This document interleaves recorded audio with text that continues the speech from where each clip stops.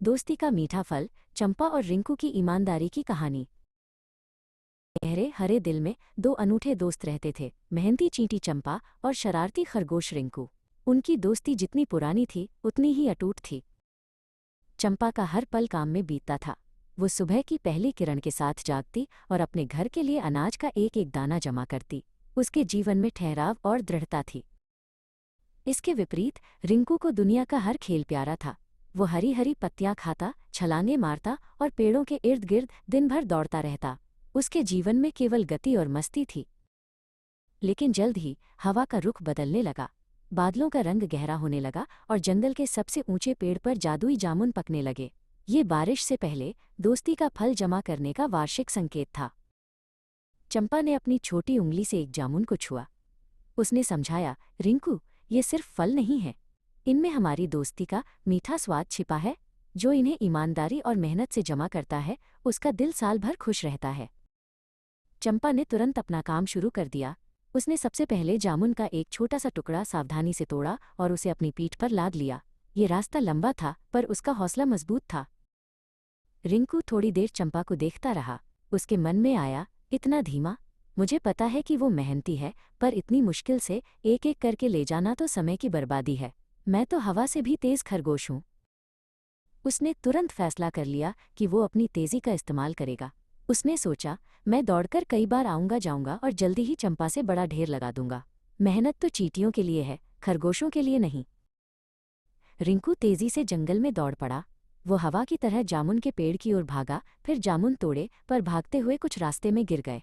वो परेशान हुआ, क्योंकि उसकी तेजी भी काम नहीं आ रही थी। थकान और बेचैनी से भरा, रिंकू मुख्य रास्ते से भटक गया।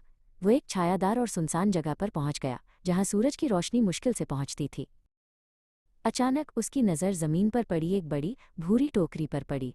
वो टोकरी छोटे, गहरे लाल बैंगनी करौंदों से भरी थी। करौंदे दिखने में बिल्कुल जादुई जामुन जैसे थे। रिंकू के मन में एक बुरी सोच आई, ये तो काम बन गया। इतने सारे जामुन? नहीं, ये तो करौंदे हैं। उसका दिल धड़का। पर कौन पहचानेगा? मैं बस इन्हें मिलाकर अपनी तेजी साबित कर दूंगा। एक पल के लिए उसने सोचा कि वो ईमानदारी से और जामुन इकट्ठा करे, पर उसकी आलस्य और जल्दी जीतने की इच्छा उस पर हावी हो गई। ईमानदारी की आवाज़ बहुत दबी हुई थी। उसने जल्दी से टोकरी को उठाया। ये बहुत भारी थी। उसने उसमें अपने कुछ असली जामुन छिपा दिए और बाकी सब करौंदों से ढक दिया। अब ये ढेर जादुई जामुन के ढेर जैसा दिख रहा था। उसने टोकरी को घनी झाड़ियों और पत्तों के नीचे सावधानी से छिपा दिया। उसने सोचा कि जब तक बारिश नहीं होती, तब तक वो चंपा को अपनी मेहनत नहीं दिखाएगा। उसी समय मुख्य रास्ते पर चंपा अपने काम में लगी हुई थी। उसका छोटा सा ढेर धीरे धीरे पर लगातार बड़ा होता जा रहा था। वो हर बार एक ही गति से आती और जाती थी। चंपा ने रुककर अपने ढेर को देखा। वो छोटा था, पर हर जामुन को उसने खुद चुना था। उसे अपनी मेहनत पर गर्व हुआ। उसे पता था कि सच्चा फल उसकी मेहनत में छिपा है। रिंकू मुख्य रास्ते पर वापस आया। उसने चंपा को देखा और दिखाने की कोशिश की कि वो कितना थक गया है।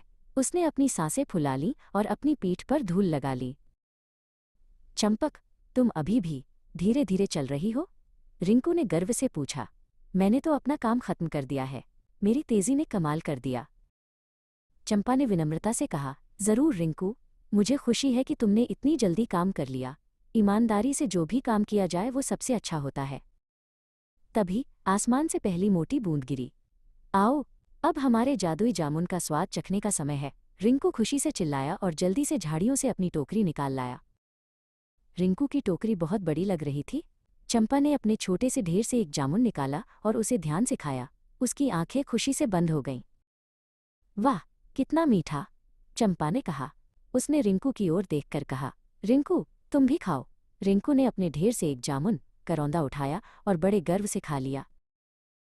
कड़वाहट! यह जादुई जामुन का स्वाद नहीं था। रिंकू ने तुरंत करौंदे को थूक दिया। आंसू उसकी आंखों में भर आए। उसकी बेईमानी का फल सामने था। उसने रोते हुए अपनी सारी कहानी बता दी। चंपा ने प्यार से रिंकू को सांत्वना दी। उसने कहा, रिंकू, असली मिठास काम में नहीं, बल्कि ईमानदारी में छिपी होती है। अगली बार चलो मिलकर ईमानदारी से काम करें। उन्होंने मिलकर चंपा के मीठे जामुन खाए। बारिश रुक गई और दोस्ती का इंद्रधनुष आसमान में चमक उठा।